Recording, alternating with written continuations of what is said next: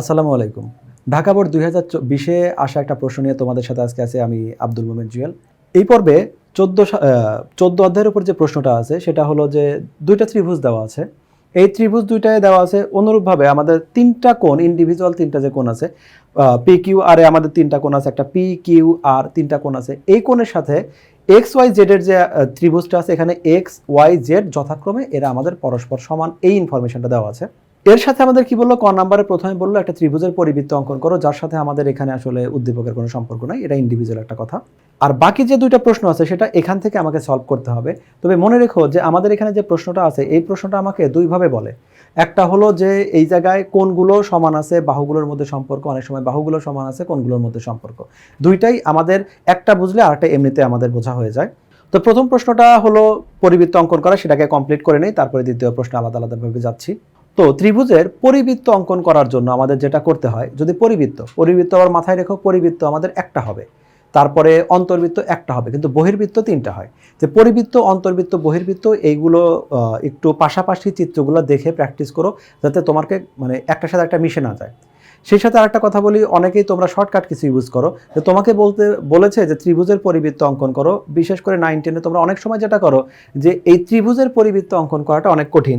সেক্ষেত্রে আমরা কি করি, আমরা প্রথমে আগে বৃত্তটাই যেহেতু কঠিন, বৃত্তটা এঁকে এর ভিতর ত্রিভুজ অঙ্কন করে তারপরে এই বাহুগুলোকে সমদ্বিখণ্ডিত করি এবং চেষ্টা করি কেন্দ্রে মিলায় দেওয়ার জন্য, এরকম কিছু একটা করি। মানে যে কাজটা করতে বলেছে তার উল্টাটা আমরা করি। কিন্তু প্রশ্নে কখনোই তোমাকে বলবে না, বোর্ড কোশ্চেনে 99% সময় বলবে একটা ত্রিভুজের বাহুগুলো দেওয়া থাকবে, সেই বাহুগুলো ইউজ করে তোমাকে একটা ত্রিভুজের পরিবৃত্ত অঙ্কন করতে হবে। তো সেজন্য আমরা প্র্যাকটিস যেহেতু করবো, এমনভাবে প্র্যাকটিস করবো যেন সব কিছু হয়ে যায়। ত্রিভুজের পরিবৃত্ত এইখানে বলছে, তার মানে যে কোনো একটা ত্রিভুজ তার পরিবৃত্ত অঙ্কন করতে হবে। কিন্তু অনেক সময়, বেশিরভাগ সময় 99% সময় তোমাকে বলবে একটা ত্রিভুজের বাহু 5 সেন্টিমিটার, 10 সেন্টিমিটার, 12 সেন্টিমিটার দেওয়া আছে, ত্রিভুজটা আঁকতে হবে, তারপরে আমাকে পরিবৃত্ত অঙ্কন করতে হবে। এই সময় তোমাদের যে চুরিবিদ্যা, এই চুরিবিদ্যা তখন আর কোনো কাজে লাগবে না। তো আমরা চুরিবিদ্যা করবো না, আমরা সরাসরি অ্যাকচুয়াল ওয়েতেই আগাবো। সেটা হলো যে প্রথমে আমাদের যেটা ছিল, প্রথমে অ্যাকচুয়ালি এই ত্রিভুজটা আছে, এরকম একটা ত্রিভুজ। এই ত্রিভুজটা আমি বরং তোমাকে একটু ফাঁকা জায়গায় জুম করে অন্যভাবে দেখাই।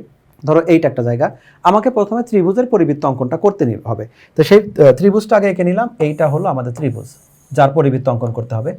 এই পরিবৃত্ত অঙ্কন করার সময় আমাকে যে কোনো 2টা বাহু লম্ব সমদ্বিখণ্ডক করতে হবে। আর লম্ব সমদ্বিখণ্ডক কিভাবে করতে হয় সেটা নিশ্চয়ই তোমাকে জানাই আছে। আমরা যদি কোনো বাহুকে লম্ব সমদ্বিখণ্ডক অঙ্কন করতে চাই, সেক্ষেত্রে আমাকে কি করতে হবে, যে বাহুটা আছে, ধরো এইটা একটা বাহু, এই বাহুর নাম হলো এ এবং বি একটা বাহু। এই বিবাহকে কি করতে হবে, এ কে কেন্দ্র করে এবং বি কে কেন্দ্র করে, 2টা কেন্দ্র করে আমাকে বৃত্তচাপ আঁকতে হবে। সেই বৃত্তচাপ অবশ্যই এ বি এর দৈর্ঘ্যের অর্ধেক বা তার বেশি নিয়ে আমরা বৃত্তচাপ আঁকবো। ধরো এইখান থেকে রেখে আমি এই পাশে একটা বৃত্তচাপ, এই পাশে একটা বৃত্তচাপ আঁকলাম। একই ব্যাসার্ধ অপরিবর্তিত রেখে বিকে কেন্দ্র করে আবার আমরা এই পাশে একটা, এই পাশে একটা অঙ্কন করলাম। এইবার এটা যোগ করলে যে বাহুটা হবে এইটাই হলো সমান 2 ভাগে 2 টুকরা হবে এবং 90 ডিগ্রি আকারে রেখাটা যাবে। তো সেই একই কাজ করব আমরা এখানে, যে আমরা প্রথমে এ বি বাহুর লম্ব সমদ্বিখণ্ডক করব, যেটা এখানে করেছি। তারপরে হলো এখানে এই বাহুটা লম্ব সমদ্বিখণ্ডক করব এসি। তাহলে আমরা কি করলাম, একবার হলো এ বি বাহুর লম্ব সমদ্বিখণ্ডক করলাম, আর একবার হলো এসি বাহুর লম্ব সমদ্বিখণ্ডক করলাম। তাহলে এখানে লম্ব সমদ্বিখণ্ডক করা এইটাই হলো আমাদের মেইন কাজ। এরপরে তুমি দেখবে যে 2টা, এই যে আমাদের এ বিন্দু কমন না, তাহলে এ বিন্দু আর হলো এই যে মিলন বিন্দু যেটা আছে, ধরলাম সেটা ও বিন্দু, এটাকে যোগ করবে। যোগ করার পরে কাটা কম্পাসে কাটাটা রাখার পরে তুমি দেখবে পেন্সিলটাকে এখানে মাপ নিবে, এখানে মাপ নিবে, এখানে মাপ নিবে। 3টা বিন্দুর দূরত্ব যদি সেম হয় তাহলে বুঝবে তোমার ড্রয়িংটা ঠিক আছে, নাহলে তোমার কোথাও না কোথাও ভুল হয়েছে। এবার আমি ধরে নিলাম ঠিক আছে, তাহলে এইখানে কাটাটা রেখে এইটা একটু ব্যাসার্ধ চিন্তা করে আমি একটা বৃত্ত আঁকবো। এই যে বৃত্তটা হবে এইটাই হলো তার পরিবৃত্ত। তো এই পরিবৃত্তের বেলায় তাহলে আবারও আমি রিপিট করি যে এখানে আমাদের মেইন বিষয় কোনটা, সেটা হলো লম্ব সমদ্বিখণ্ডক আঁকা। যদি এই বাহুটাকে লম্ব সমদ্বিখণ্ডক করতে নেই তাহলে আমাকে কি করতে হবে, কাটা কম্পাসে কাটা এখানে রেখে অর্ধেকের বেশি ব্যাসার্ধ নিয়ে এই পাশে একটা বৃত্তচাপ, এই পাশে একটা বৃত্তচাপ, একই ব্যাসার্ধ নিয়ে এইবার কাটা কম্পাসে কাটাটা এখানে ঢুকিয়ে এই পাশে একটা বৃত্তচাপ, এই পাশে একটা বৃত্তচাপ, এই 2টা রেখা আমাদের যেখানে ছেদ করবে ওইটাই হলো তার লম্ব সমদ্বিখণ্ডক বিন্দু। তো এভাবে আমরা লম্ব সমদ্বিখণ্ডক করব, 2টা লম্ব সমদ্বিখণ্ডক বিন্দু বের করতে পারলে আমাদের হবে। আমরা এবার চলে যাই হলো আমাদের, সেই কাজটা এখানে করেছে, তবে এখানে কোনো ব্যাখ্যা দেওয়া নেই। ক নাম্বার সাধারণত ম্যাথগুলো 2 মার্কসের জন্য, এখানে ব্যাখ্যা দেওয়ার প্রয়োজন হয় না, শুধুমাত্র তুমি এখানে চিত্রটা এঁকে দিলেই হবে। আমরা কি করলাম, একটা ত্রিভুজ আছে এবিসি, একটা ত্রিভুজ, প্রথমে এ বি এর লম্ব সমদ্বিখণ্ডক ড্র করেছি, তারপরে আমরা হলো এসি এর লম্ব সমদ্বিখণ্ড ড্র করেছি। এবি এর লম্ব সমদ্বিখণ্ডকে নাম দিয়েছি এম এবং এন, এসি এর লম্ব সমদ্বিখণ্ডকে নাম দিয়েছি এন এবং পি। এই এন এবং পি পরস্পর আমাদের পি বিন্দুতে মিলে যায়, যে বিন্দুতে ও বিন্দুতে মিলে যায়, ও বিন্দুতে মিলে গেল, ও আর এ যোগ করব, ও এ যে বাহুটা আছে এটাকেই ব্যাসার্ধ ধরে আমি বৃত্তচাপ আঁকবো। বৃত্তচাপ কখনো আমাদের বৃত্তচাপটা যদি এটা ত্রিভুজ হয়, আমাদের যে বৃত্ত আঁকবো বৃত্ত কখনো এভাবে হবে না। অর্থাৎ আমাদের এই যে শীর্ষবিন্দু আছে এর নিচ দিয়েও যাবে না, এর বাইরে দিয়েও যাবে না, এক্সাক্ট শীর্ষবিন্দু যেটা আছে সেটা দিয়েই যাবে। এবং যদি তিনটা বিন্দুতেই এই শর্তটা ফলো করে তাহলে বুঝবে তোমার ড্রয়িংটা ঠিক আছে। তো এভাবে আমরা অন্তর্বৃত্ত, বহির্বৃত্ত, পরিবৃত্ত তিনটাই অঙ্কন করা শিখবো। আমরা এই ম্যাথের দ্বিতীয়টা থেকে চলে যাই। প্রমাণ করতে হবে। কি প্রমাণ করতে হবে? যে তিনটা কোণ এর রেশিওটা সমান দেওয়া, এটা ছিল, তিনটা কোণ ইন্ডিভিজুয়াল পরস্পর সমান এটা দেওয়া ছিল। তাহলে এদের যে অনুরূপ বাহুগুলো আছে এই বাহুগুলোর মধ্যে একটা সম্পর্ক ক্রিয়েট করতে হবে। প্রশ্ন দেওয়া আছে যে আমাদের পি কিউ আর এবং এক্স ওয়াই জেড এই যে দুইটা ত্রিভুজ দেওয়া আছে, এই দুইটা ত্রিভুজের মধ্যে শুরুতেই কি দেওয়া আছে যে এইখানের যে আমাদের পি কোণটা আর এইখানের এক্স কোণটা, এই কোণটা আমাদের পরস্পর সমান। সাথে দেওয়া আছে এইখানের যে কিউ কোণ, মানে এই যে আমাদের এখানে আপাতত এসটি এই বাহুটাকে ভুলে যাও, এই যে আমাদের কিউ কোণটা আছে যেটাকে আমি ডাবল দাগ দিলাম, এই ডাবল দাগ দেওয়া কোণ এর সাথে আমাদের কি ওয়াই এর মানটা, এই মানটা পরস্পর সমান আছে। আর একটা আছে জেড কোণ, এই যে আমাদের যেটাকে ক্রস চিহ্ন দিলাম, এই ক্রস এই ক্রস, এই তিনটা কোণ পরস্পর সমান, এই ইনফরমেশনটা দেওয়া আছে। তাহলে প্রমাণ করতে হবে P Q by X Y, অর্থাৎ আমাদের এই টোটাল বাহুটা, এই বাহুটা, এই P Q divided by X Y, এই বাহু দুইটার এর অনুপাত যেটা আছে P R divided by X Z, P R divided by X Z. অর্থাৎ আমাদের এক্স যে এক্স আর পি যেহেতু সমান বলা আছে, তাহলে এক্স আর পি এর আমাদের ধরে নিলাম চিত্র অনুসারে বাম পাশে, এই বাম পাশে দুইটা বাহুর অনুপাত, ডান পাশে দুইটা বাহুর অনুপাত, আবার আমাদের দুইটা ভূমির অনুপাত, এই অনুপাতগুলো আমাদের পরস্পর সমান, এটা আমাকে প্রমাণ করতে হবে। আমাদের যে দুইটা ত্রিভুজ দেওয়া আছে যেহেতু দুইটা অনুরূপ কিন্তু এটা সর্বসম না, আমি ধরে নিচ্ছি পি কিউ আর ত্রিভুজটাই বড়, এক্স ওয়াই জেডটাই আমাদের ছোট। আমি যে কোনোটাকে ছোট বা বড় যে কোনোটা ধরতে পারি। তো আমাদের যদিও ওই পেজে আলাদা করে করা আছে, আমার পেজ উল্টানোর সাথে সাথে এটা চলে আসছে, তোমাদের তো বইটা সামনে আছে, তোমরা দুইটাকে পাশাপাশি রেখে কম্পেয়ার করে তোমরা দেখতে পারবে। তো এখানে আমি ধরে নিচ্ছি যে আমাদের পি কিউ ত্রিভুজটা বড়, এক্স ওয়াই জেড আমাদের যদি ছোট হয়, তাহলে এখানে বললাম যে এই পি কিউ বাহু থেকে এস বিন্দু এবং পি কিউ বাহু থেকে টি বিন্দু নেই, এবং এমনভাবে পি এস এবং আমাদের এক্স ওয়াই পি টি সমান জেড এক্স এরকম করে আমি একটা মান নিয়ে নিব। অর্থাৎ এইখানে আমাদের যে এই এক্স ওয়াই যে বাহুটা আছে, এখানে খেয়াল করো যে আবার যে পি কিউ বাহু মানে এই বাহুটা থেকে, পি কিউ বাহু থেকে এস বিন্দু নেই এবং পি আর বিন্দু থেকে টি বিন্দু নেই, এই যে বিন্দুগুলো নিব কিভাবে নিব, যেন আমাদের পি এস সমান হলো আমাদের এক্স ওয়াই হয়। অর্থাৎ এই যে আমাদের বাহুটা আছে এইটা সমান করে আমি এইখানে একটা বাহু নিব পি এস, আর এক্স জেড এটা সমান নিব হলো একটা টি বিন্দু, এই দুইটা বিন্দু নিলাম। শুধু নিলাম না, এটাকে আবার আমরা যোগও করে দিলাম। তাহলে এই কাজটা করলাম।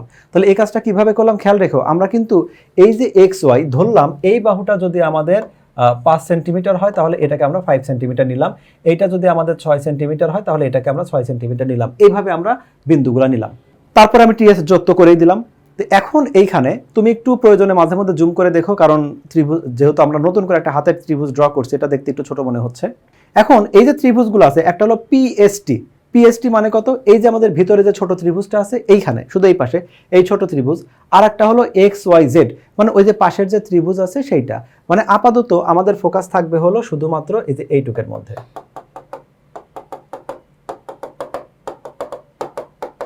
এইটা আর এইটা, এই দুই ত্রিভুজের নিচের যে অংশটা আছে এই অংশটা তুমি ভুলে যাও। এই দুইটা ত্রিভুজের মধ্যে আমাদের কি কি মিল আছে, পি এবং এক্স এই দুইটা আমাদের কোণ আমাদের পরস্পর সমান, পি কোণ এবং এক্স কোণ।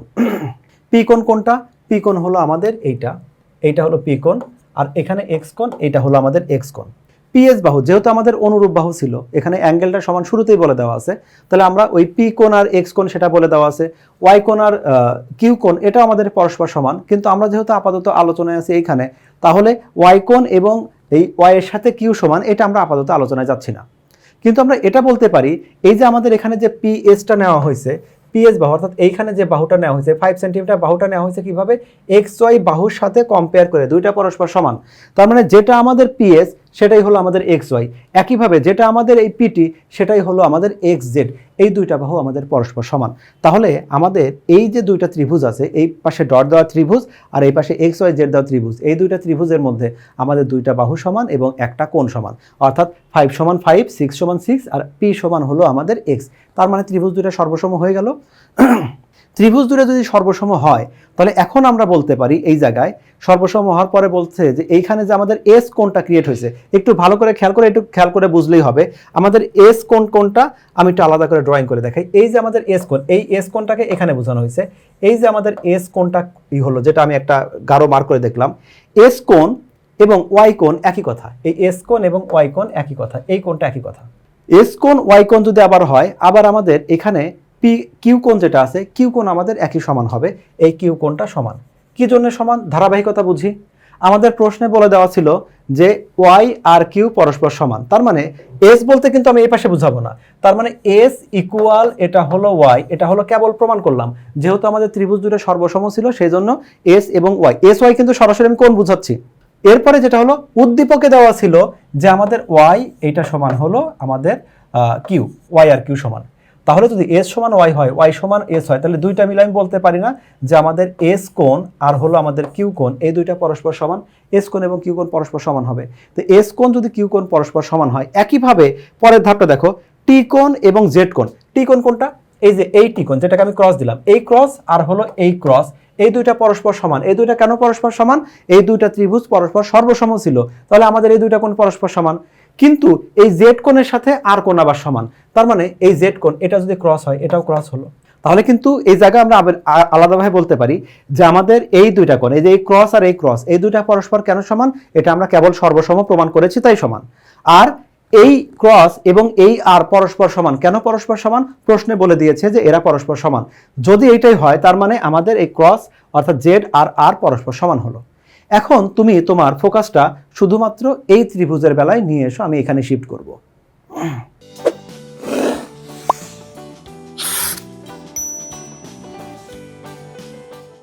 এখন তাহলে যদি আমরা এই ত্রিভুজটা খেয়াল করি, এই ত্রিভুজের বেলায় আমরা কেবলই প্রমাণ করলাম যে এইখানে এই যে কিউ কোণ এবং এস কোণ এরা পরস্পর সমান, আর কোণ এবং টি কোণ এরা পরস্পর সমান।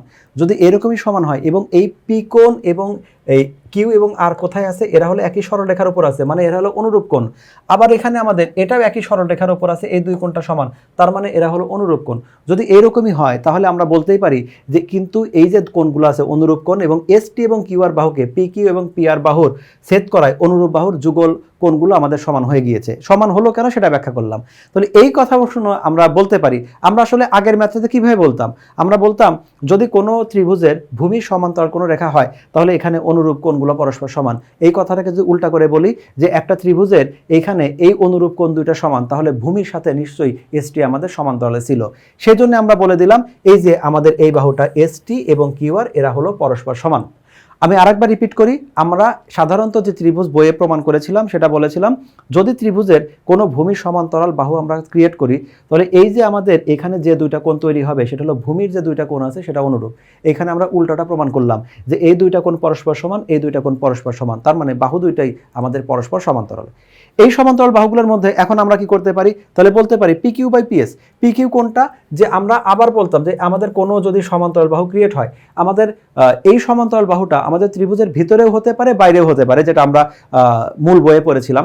তো ভিতরে বাইরে যেখানেই হোক, ভিতরে হলেও যেভাবে আমাদের অনুপাতটা ক্রিয়েট হবে আগের বাহু এবং নতুন বাহু, আর যদি আমাদের বহির্বিভক্ত হয় সেক্ষেত্রে আমাদের আগের বাহু এবং নতুন বাহু।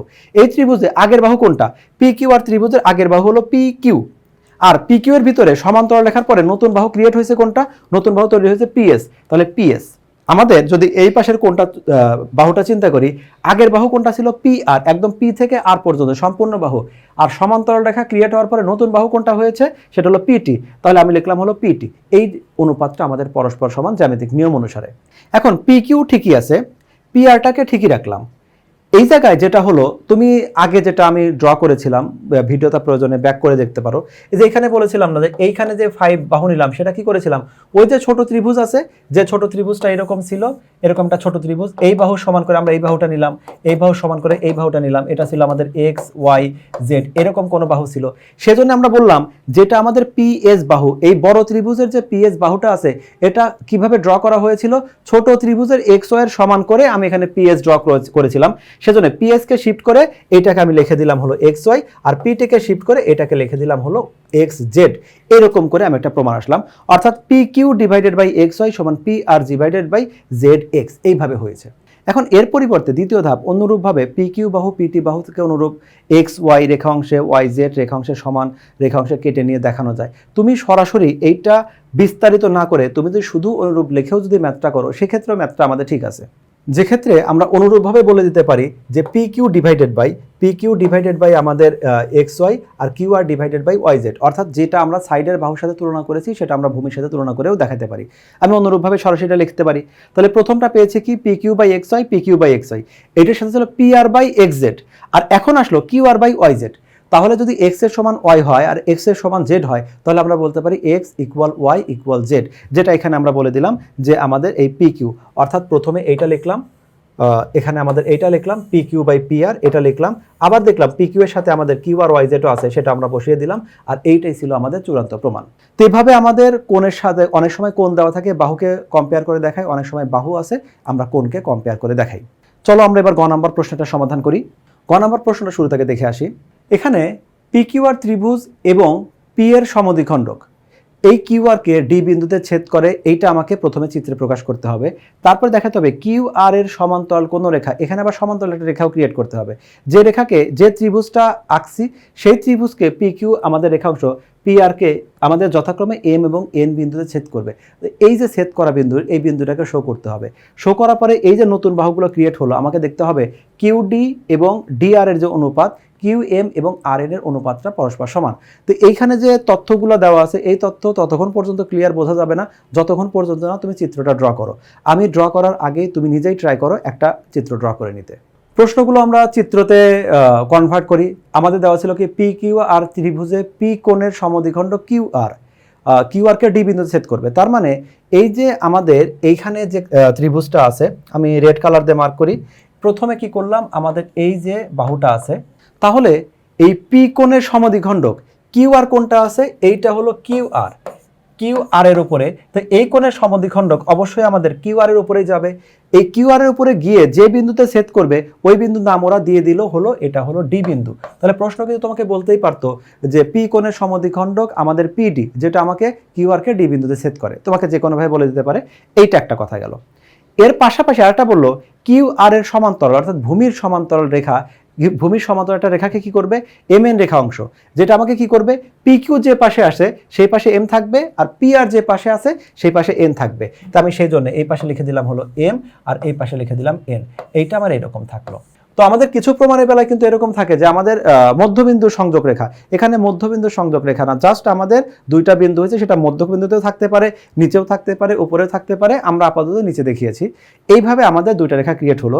এখন প্রমাণ করতে হবে কি, প্রমাণ করতে হবে কিউ ডি এবং ডি আর, অর্থাৎ এই মধ্যমাটা ড্র করার পরে আমাদের ভূমি যে সমান বা অসমান যাই হোক দুইটা টুকরা হয়েছিল, আমি ধরে নিলাম এই টুকরাটা হলো আমাদের এ আর এই টুকরাটা হলো বি, তাহলে এ অনুপাত বি, অথবা বলতে পারি আমাদের যে ভূমির দুইটা অনুপাত হয়েছিল সেই অনুপাতটা, এর সাথে কার অনুপাত কম্পেয়ার করতে হবে, কিউ এম এবং আর এন। কিউ এম মানে কত, এই যে নিচে যে ছোট টুকরাটা হয়েছে না আমাদের, এই যে এইখানে এই বাহুটা ধরলাম, এটা হলো আমাদের সি, আর এই যে এই বাহুটা আছে সেটা হলো আমাদের ডি, তাহলে সি অনুপাত ডি এরকমের প্রমাণ করতে হবে।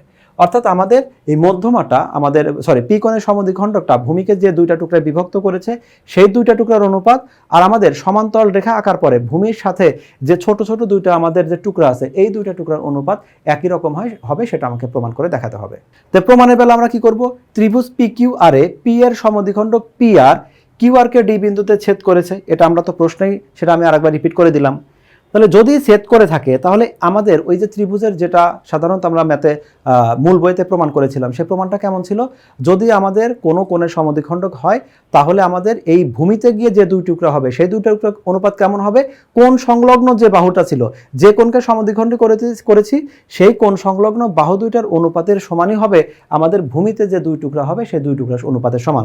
সেটাই আমরা বলে দিলাম যে সম্পূর্ণ ত্রিভুজটা এবার চিন্তা করছি যে এই সম্পূর্ণ ত্রিভুজে পি কোণের অনুপাতটা কি হবে। এই অবস্থায় আমাদের যে এই এম এন যে দাগটা আছে এই দাগটাকে তুমি ইগনোর করে বলো ডি আর কিউ ডি অনুপাত ডি আর, অর্থাৎ আমাদের এই অংশ আর এই অংশ, এই দুইটার অনুপাত কত হবে, পি কিউ, এই পাশের সম্পূর্ণ বাহু আর এই পাশের সম্পূর্ণ বাহু, এই অনুপাত পরস্পর সমান হবে, যেটা আমাদের জ্যামিতির একটা কথা। সাইড নোটটা তুমি দিয়ে দিতে পারো যে ত্রিভুজের যে কোনো কোণের অন্তর দ্বিখণ্ডক বিপরীত বাহুকে উক্ত কোণের বাহু সংলগ্ন বাহুদের অনুপাতে অন্তর্বিভক্ত করে, সেটা লিখলাম। এই যে যেটা আছে কিউডি ডিভাইডেড বাই ডিআর, এটাকে আমরা কিউডি বাই ডিআর লিখতে পারি, মানে অনুপাত মানে তো ভাগ, পি কিউ অনুপাত পি আর, যেটাকে পি কিউ বাই পি আর বলতে পারি, এখানে রেখে দিলাম। এখন এই জায়গায় একটা কথা, এম এন এবং কিউ আর এরা পরস্পর সমান্তরাল হওয়ায়, তো এইখানে ছবিটা দেখি, জ্যামিতির আরেকটা নিয়ম ছিল কি, যে আমাদের এখানে যে এম এন এবং কিউ আর এরা আমাদের পরস্পর সমান্তরাল, এই দুইটা রেখা যদি পরস্পর সমান্তরাল হয়, তো এখানে আমাকে কিভাবে দুইটা অংশ বিভক্ত হয়েছে, একটা পি এম, একটা হলো এম কিউ, একটা পি এন, একটা এন আর, এই অনুপাতে বিভক্ত হয়েছে। তো এই সমান্তরাল হওয়ার শর্ত অনুসারে আমরা বলতে পারি, যেটাকে আমরা বলতাম ত্রিভুজের যে কোনো বাহুর সমান্তরাল রেখা অংশ অপর দুই বাহুর সমান অনুপাতে বিভক্ত করে। তার মানে এখানে অনুপাত কটা ছিল, একটা পি এম একটা কিউ এম। তো আমরা সেটাই বললাম যে আমাদের একটা আছে হলো পি এম আর একটা হলো কি হবে, এই যে দুইটা অংশের অনুপাত। আর আমাদের পি আর বাহুকে কয় টুকরা হয়েছে, পি আর বাহু হয়েছে আমাদের পি এন এবং এন আর অংশ। তাহলে আমি বললাম পি আর এবং এন আর এই দুইটা অংশে বিভক্ত হয়েছে। তাহলে এই যে দুইটা বিভক্ত হলো, এদের অনুপাত পরস্পর সমান। এখন জাস্ট এটাকে যদি আমরা যোজন করি, যোজন করলে কি হবে, লব যোগ হর, লব যোগ হর, শুধু যোজন, যোজন বিয়োজন না। তার মানে হর যেটা আছে ঠিকই থাকলো, উপরে কি হবে, পি এম এর সাথে কিউ এমটা যোগ হলো, এখানে পি এন এর সাথে আমাদের আর এন যোগ হলো। এখন পি এম এর সাথে কিউ এম যোগ হওয়া, পি এম যোগ কিউ এম, এটাকে আমি যদি বলি এই দুইটা বাহুর যোগফল মানে কি, টোটাল আমাদের পি কিউ বাহু। তাহলে এখন পরবর্তীতে পি এম যোগ কিউ এন, এটাকে আমি লিখতে পারি পি কিউ, আর পি এন যোগ আর এন এটাকে লিখতে পারি আমি পি আর। এই যে পি এন আর এন আর দুইটা মিলে টোটাল আমাদের পি আর বাহু হয়ে গেল। তাহলে এই ভগ্নাংশে আমি এই কিউ এম এবং আর এন একে কোনো পরিবর্তনই করি না, এটা যেমনটা আছে তেমনটাই রেখে দিলাম। এইখানে শুধুমাত্র আমি যোজন বিয়োজন না, শুধুমাত্র যোজন করেছি, এইটুকু আসলো। এখন আমি এইখানে খেয়াল করি যে আমাদের এইখানে কিন্তু পি কিউ বাই পি আর এরকম একটা কথা আছে, কিন্তু এইখানে আমি দেখলাম যে এই পি কিউ আর পি আর আসছে, কিন্তু এরা দুইজন দুই পাশে আসছে, পি কিউ পি আর আসে কিন্তু দুই পাশে। তাহলে এখন যদি আমি একটা কাজ করি, এই যে আমাদের পি কিউ পি আর, এই পি আরকে যদি আমি শিফট করে এই পাশে নিয়ে আসি, তাহলে সাইড চেঞ্জ করলে কি হবে, এই পি কিউ ঠিকই থাকলো, পি আর যদি আমাদের শিফট হয়ে বাম পাশে আসে, তাহলে এটা ভাগ আকারে যাবে। একইভাবে নিচে যে কিউ এমটা ছিল, কিউ এমটা শিফট করে যদি ওই পাশে দেয়, তাহলে আমাদের লব আকারে যাবে। অর্থাৎ এই যে দুইটা ভ্যালু আছে, এরা নিজেদের মধ্যে ইন্টারচেঞ্জ করে নিল, জায়গা বদল করে নিয়ে নিল। তাহলে এখন আগের ইকুয়েশনটা কি ছিল, P Q P M by N Q M Q, সেটা হলো পি এন বাই আমাদের আর এন, এরকম একটা ফরম্যাট ছিল। শুরুতে দেখি, তাহলে এইখানে এই দুইটা যদি আমরা ইকুয়েশন কম্পেয়ার করি, Q D divided by D R P Q by P R, আর এখানে আসছে P Q by P R, এটা সমান M Q by N R. তাহলে আমি এখানে এই P Q by P R এটাকে আমি ডি আর, এটাকে আমি রেখে দিলাম P Q by D R. আর এই যে অংশটা, এই অংশটা যদি আমি এখানে কম্পেয়ার করি, P Q by P R, P Q by P R এর পরিবর্তে আমি M Q by N R এটা লিখে দিতে পারি। তাহলে শুধুমাত্র এই ইকুয়েশনে যেখানে P Q by P R ছিল, ওকে রিপ্লেস করলাম কোটা, M Q divided by N R দিয়ে। তাহলে M Q divided by N R চলে আসলো, কারণ M Q by N R এটাই আমার প্রমাণের একটা অংশ ছিল। তাহলে এখন যেটা ভাগ আকারে লেখা, সেটা আমরা অনুপাত আকারে লিখতে পারি। সেজন্য আমরা কি লিখলাম, ফাইনালি আমরা লিখলাম হলো যে কিউডি, অর্থাৎ কিউডি ভাগ ডিআর কে লিখলাম কিউডি অনুপাত ডিআর, আর আমাদের এম কিউ বাই এনআর কে লিখলাম হলো এম কিউ অনুপাত এনআর। তো তোমাদের যদি ভাগ আকারে প্রমাণে থাকে তো ওইখানে রেখে দিবে, অনুপাত আকারে থাকলে অনুপাত আকারে রেখে দিবে। আশা করি ক্লাসটা বুঝতে পেরেছো। পরবর্তী আরও এপিসোডে তোমাদেরকে স্বাগতম জানিয়ে আজকের মতো এখানেই বিদায় নিচ্ছি। খোদা হাফেজ।